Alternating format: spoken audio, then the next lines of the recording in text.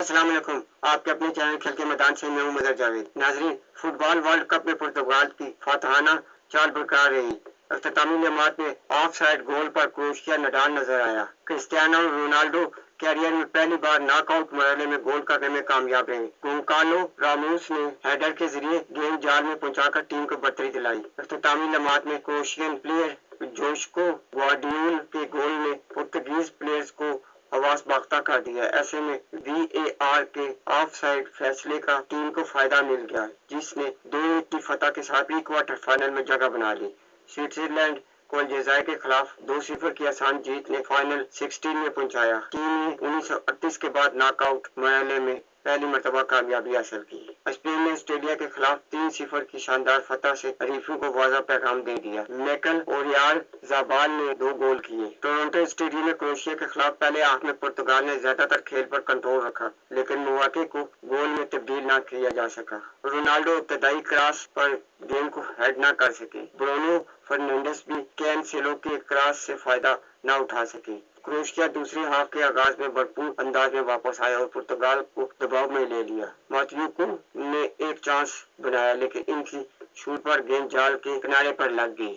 Nicolas نے گول کیا، مگر وہ آف سائڈ قرار دیا گیا۔ پرتگال کے جوابی حملے میں رافائل لیاؤ کی شوٹ پر گیند کراس بار سے ٹکرا گئی۔ رونالڈو نے ایک موقع پر گیند کو گول کیپر ڈومینک لیواکووچ کے اوپر سے جال میں پہنچایا، لیکن وہ بھی آف سائڈ قرار دیا گیا۔ ایوان پریش نے 63 منٹ میں گیند کو کنٹرول کرتے ہوئے گول میں خوبصورت شاٹ لگا کر کروشیا کو برتری دلائی، جس کے بعد کھیل انتہائی تیز اور سنسنی خیز ہو گیا۔ ملنے والی پینلٹی کو رونالڈو نے گول میں تبدیل کر دیا۔ 41 سالہ اسٹار ورلڈ کپ کے ناک آؤٹ مرحلے میں گول کرنے والے معمر ترین کھلاڑی بن گئے۔ انہیں 81ویں منٹ میں کوچ روبرٹو مارٹینیز نے میدان سے باہر بلا لیا۔ متبادل کھلاڑی راموس نے چوتھے منٹ میں کروشین دفاع کے اوپر سے ہیڈ کے ذریعے فیصلہ کن گول کیا۔ 130ویں منٹ میں جوشکو ڈیول نے گول کر کے اسکور برابر کرنے کا تاثر دیا، لیکن ریویو میں معلوم ہوا کہ گیند راستے میں ایگورما کو لگی تھی۔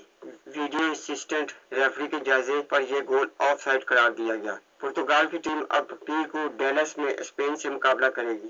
وینکوور میں الجزائر کے خلاف 20 سالہ جوہان مانزیمبی نے تیز رفتار کاؤنٹر اٹیک کے دوران امبولا کو پاس دیا، جنہوں نے 10ویں منٹ میں قریب سے گیند کو جال میں پہنچا دیا۔ برتری حاصل کرنے کے بعد سوئٹزرلینڈ نے دفاعی انداز اختیار کرتے ہوئے مڈ فیلڈ میں 5 کھلاڑیوں کو رکھا، جس سے الجزائر کے لیے مواقع تخلیق کرنا مشکل ہو گیا۔ ٹیم کو بہترین مواقع پہلے ہاف کے اضافی وقت میں ملا، جب ابراہیم مازا کی شوٹ پر گیند قریبی پوسٹ کے بعد گئی۔ دوسرے ہاف کے آغاز کے فوراً بعد سوئس ٹیم نے ایک اور گول کیا۔ دائیں جانب سے حملہ کرتے ہوئے رفیق یلغالی نے کمزور کلیئرنس پر گیند ڈین ندوئے کے پاس لے آئی، جنہوں نے خوبصورت سے شاٹ لگا کر گول کیپر لوکا زیدان کو شکست دے دی۔ الجزائر کے کپتان ریاض محرز کو بھی گول کرنے کا موقع ملا، مگر انہوں نے گیند دفاعی کھلاڑی کی طرف پہنچا دی۔ سوئٹزرلینڈ کے متبادل کھلاڑی کلابیان ریڈر ایک آسان موقع ضائع کر بیٹھے۔ یہ 1938 کے بعد سوئٹزرلینڈ کی ناک آؤٹ مرحلے میں پہلی کامیابی تھی۔ فیورٹ ٹیم نے حریف کو ایک بھی آن ٹارگٹ شاٹ کا موقع نہیں دیا۔ وہ ورلڈ کپ 2014 فائنل میں جرمنی کے بعد پہلی ٹیم بن گئی جس نے ناک آؤٹ میچ میں یہ کارنامہ سر انجام دیا۔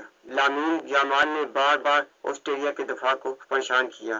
مارک کوکوریلا کے ایک شاندار کراس پر 36ویں منٹ میں اوریال زابال نے گیند کو جال کے نیچے والے کونے میں پہنچا دیا۔ اس پر اسپین کے شائقین خوشی سے جھوم اٹھے۔ دوسرے ہاف میں آسٹریلیا کو مقابلہ برابر کرنے کا بہترین موقع ملا۔ اس وقت ساساکا نے ایک خوبصورت کراس پر ہیڈر کیا، مگر گیند گول کے اوپر جا گری۔ 66 منٹ میں پیڈرو پورون نے ہیڈر کے ذریعے دوسرا گول کیا۔ 89 منٹ میں اوریال زابال نے آسٹریلیا کی دفاعی رنگی کا فائدہ اٹھاتے ہوئے میچ میں اپنا دوسرا اور ٹورنامنٹ کا چوتھا گول بنا دیا۔ ناظرین، اگر آپ کو میری ویڈیو پسند آتی ہے تو اسے لائک اور سبسکرائب ضرور کریں اور بیل آئیکن کے بٹن کو دبا دیں تاکہ آپ کو میری ویڈیو پورے وقت ملتی رہے۔ اس کے ساتھ ہی میں آپ سے اجازت چاہوں گا۔